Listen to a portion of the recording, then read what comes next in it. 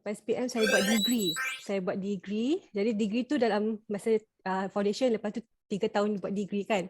So final year tu kita akan start mula macam mencari-cari tau, you nak apply kerja apa.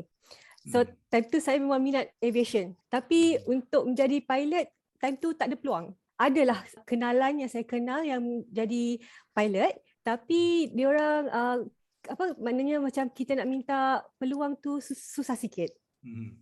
Jadi time tu saya kata okey lah, kalau tak boleh jadi pilot, kita try jadi cabin crew lah. Kita try minta Middle East. Ada sebab kenapa kita minta Middle East. Okay, nanti kita cerita. So nak usia ni, kita nak tahu lah kelayakan kita ni layak ke tak. Jadi ni cerita 13 tahun yang lalu. Jadi time tu internet, information dia tak banyak sangat. Kita search, so kita carilah daripada Emirates, kita pergi ke Gulf, kita pergi ke Etihad, kita cari information tahu requirement apa dia orang nak. So dari situ saya tick lah, okay, dia orang ni nak ketinggian. Sebab sana tak ikut ketinggian ni, dia ikut ketinggian Amridge kan. So Amridge tu kena 212. Okay, lepas. Lepas tu nak qualification, at least dia kata high school. Okay, I ada degree, insyaAllah lepas. Lepas tu good command in English, insyaAllah lepas. Lepas tu ada satu requirement dia minta at least advantage if you have a customer service at least 2 years. Alamak, kita ni pun habis belajar. Mana nak cari 2 years experience? Lepas tu one of my semester punya break tu, saya pergi cari kerja. Dapatlah kerja receptionist dekat spa. Lepas tu saya pakat dengan bos tu, cakap okay, saya nak end of the day, I want result saya nak recommendation letter tau.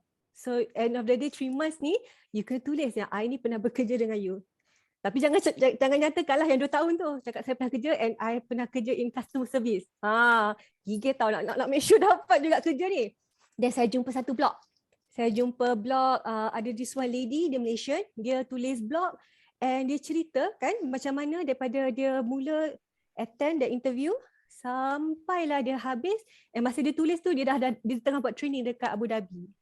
So saya ambil point sebab setiap stage tu mesti ada sebab kenapa interviewer ni tanya macam ni, kenapa interviewer tu nak kita tangan Amridge 212 cm, mesti ada sebab. Jadi saya ambil semua point-point tu, so bila saya pergi interview, saya dapat. Etihad ni dia sekejap, dia fast track. So you training pun 7 minggu je, like 2 weeks safety, 1 week first aid, 1 week service, lepas tu lagi 3 saya tak ingat apa dia. So memang sekejap lah 7 minggu tu kan. So belajar pun bahagian ekonomi je. Tak ada business pun, tak ada first class, tak ada. So memang fast track lah. Lepas tu yang bestnya sebabkan Middle East, diorang tak ada domestik. So bagi saya masuk Etihad ni dia macam fast track, macam golden ticket tau. You sebab kerjanya sebagai cabin crew, dia akan bermula dengan narrow body, lepas tu you masuk wide body kan. So lepas tu kalau you domestic, international pun kat your nearest region je. Lepas tu baru you pergi international yang jauh, flight yang jauh-jauh. Tapi dekat Etihad ni, SNY je dah pergi London. Wow. So domestik dia pun ada GCC, area Gulf dia punya region lah. Jadi bagi saya it's a golden ticket tau. Because saya join as a cabin crew pun setahun je, tak lama. Jadi saya sempatlah merasa semua ni. Lepas tu rating pula on wide body, 777, A330, A340. Nak share sikit kita punya SCP card. Wow. Okay. So I was rated on 777, 330 and 340. I see. Dekat sana diorang ada bagi kemudahan macam tempat tinggal apa semua kan? Betul, dia kasih kemudahan. Itu yang sebab tu saya betul-betul nak pergi dekat Middle East ni.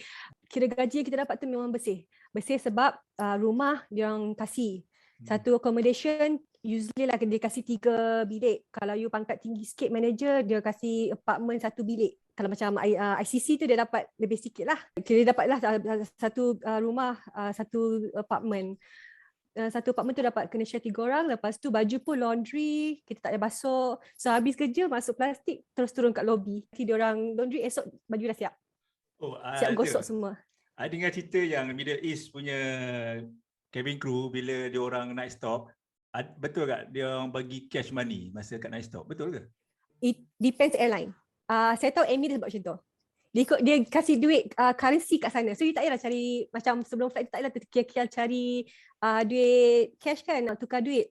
So Emirates saya tahu dia macam tu. Nanti sampai dekat you punya check-in you dapat key and also you dapat duit cash. Tapi Etihad tak. Etihad dia masukkan sekali semua dekat dalam you punya gaji nanti.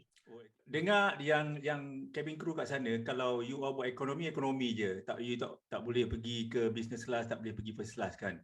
Betul ke? Dia memang macam tu ke? Emirates Etihad pun sama ke? Tapi Etihad kita orang ada FA, ada FJ. FA dia akan serve untuk ekonomi je, FJ untuk business class dengan first class I think. Sekarang ni dah ada lebih lah. Dia ada butler lagi.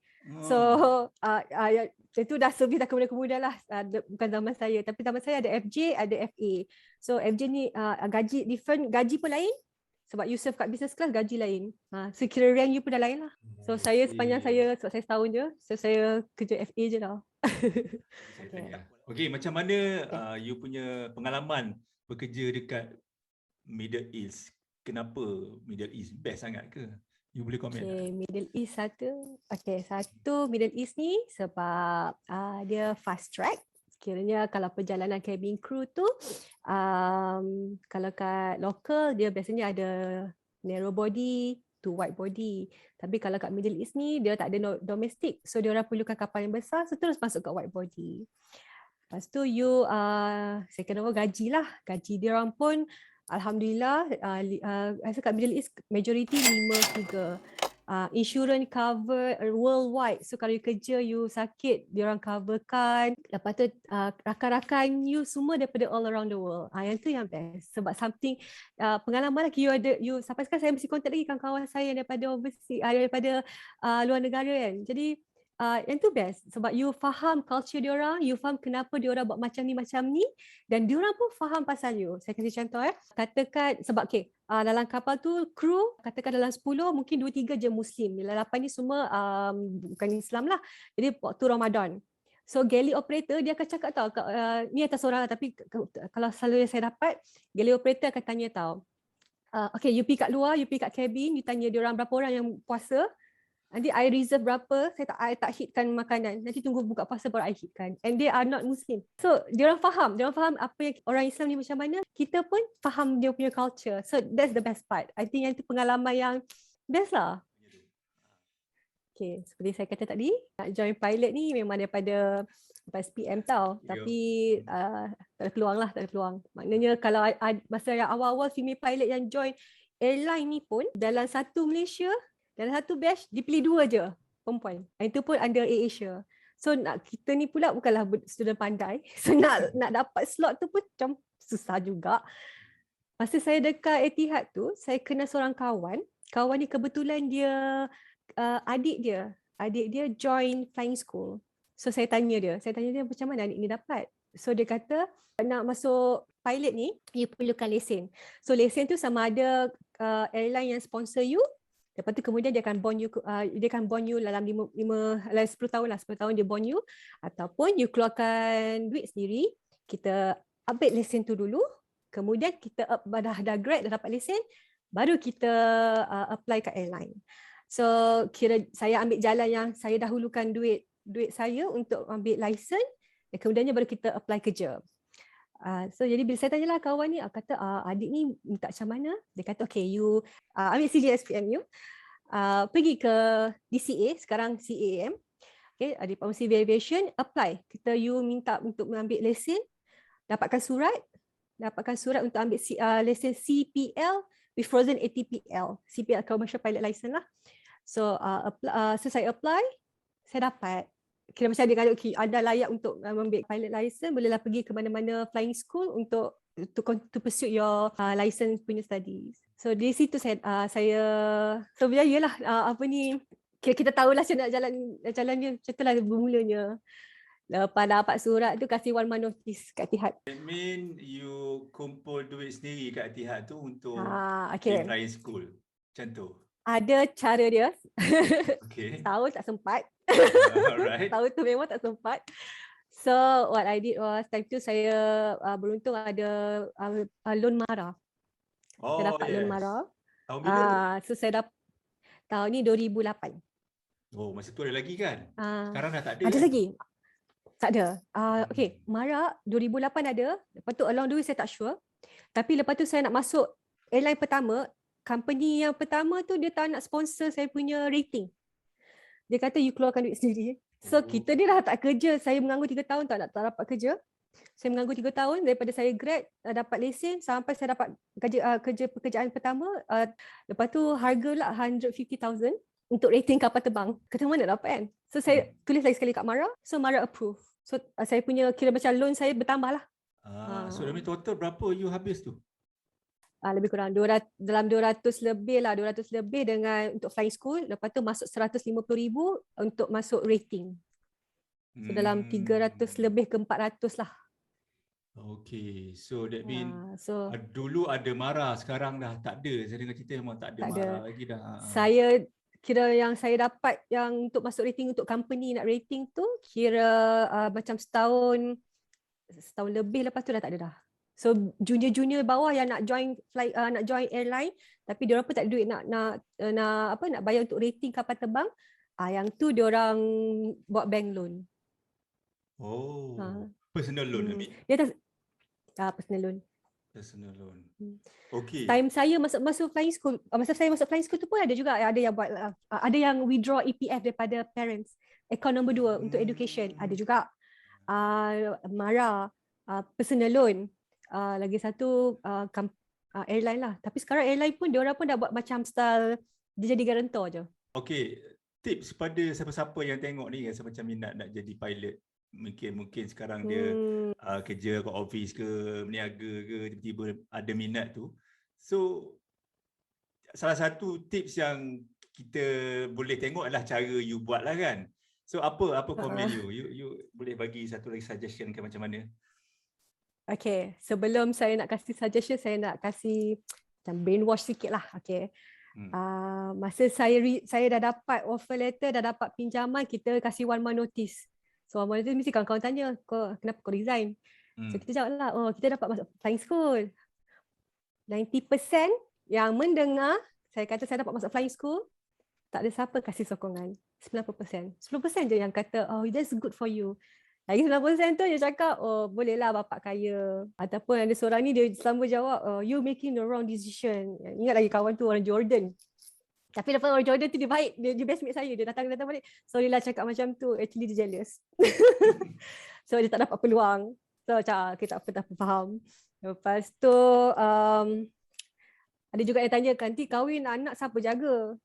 So you can, so siapa yang nak join pilot ni, dia akan dapat obstacle and orang kata-kata yang tak sedap dengan telinga mendengar. So bagi saya, kalau you dapat this kind of feedback, you kena cakap diri sendiri, okay, dia orang ni tak faham. Yang tak faham yang bila kita dah sampai sana, kita tahu macam nak buat. So jangan dengar sebab kita tahu apa kita buat.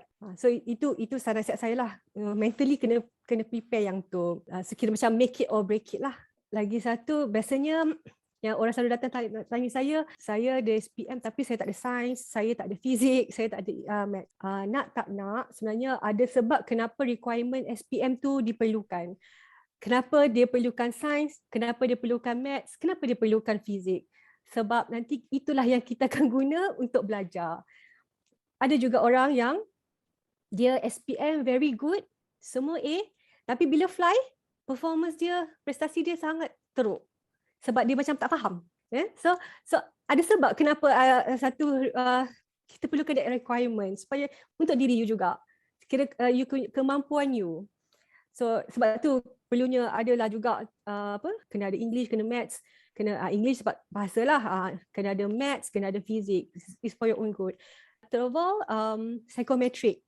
Psychometric, some airline dia akan minta cadet dia buat psychometric, some tak perlu. Tapi saya tahu tapi reason why psychometric ni agak macam kalau kita kena test diri sendirilah, psychometric ni okey tak.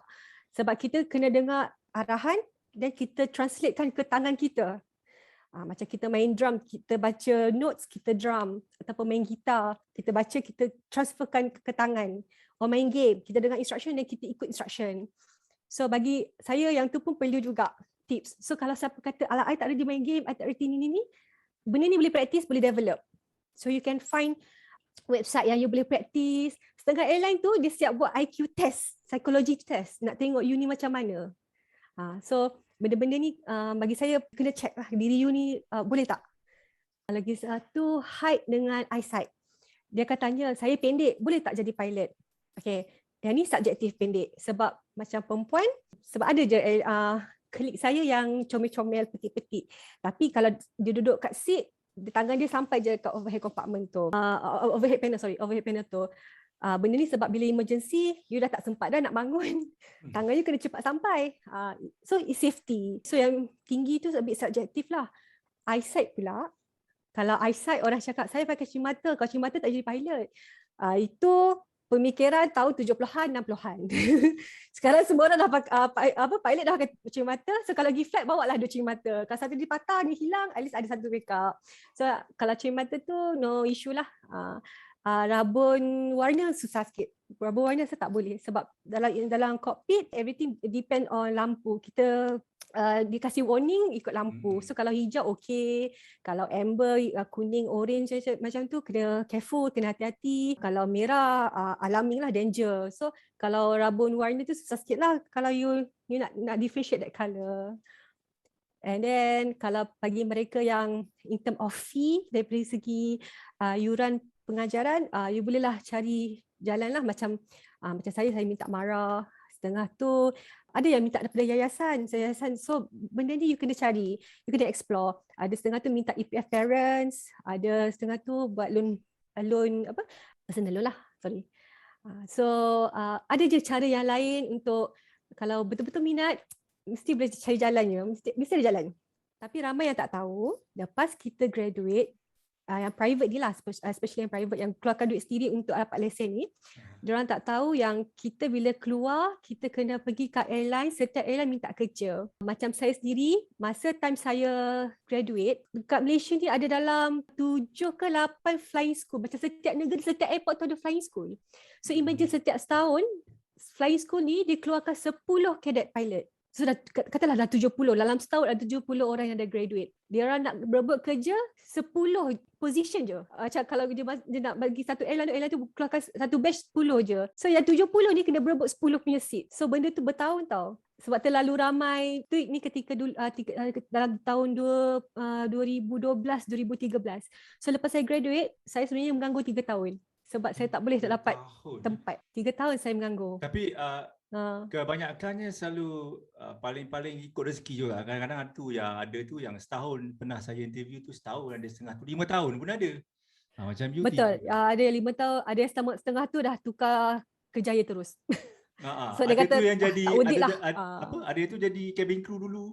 Betul. Saya pun ada kawan dia masuk SQ, dia masuk dia pergi Singapore Airlines. Serve lah 5 tahun, lepas tu dia dapat masuk Asia. Conclusionnya, satu, kena minat yang mendalam.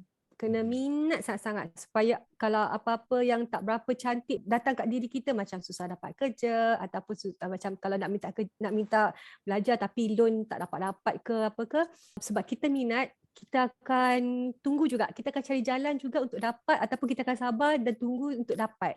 So bermaknanya kena tanya diri sendiri, betul-betul minat tak? Betul-betul nak tak? Kalau betul-betul nak, betul-betul minat, then buat. Go ahead. Just do it. In term of age, saya agak subjektif sebab masa saya join flying school pun ada juga yang umur dah 30 lebih. Lepas nak ambil lesen. Sekarang dia kerja macam biasa je. So tu saya tak boleh nak komen sangat sebab benda tu very subjektif.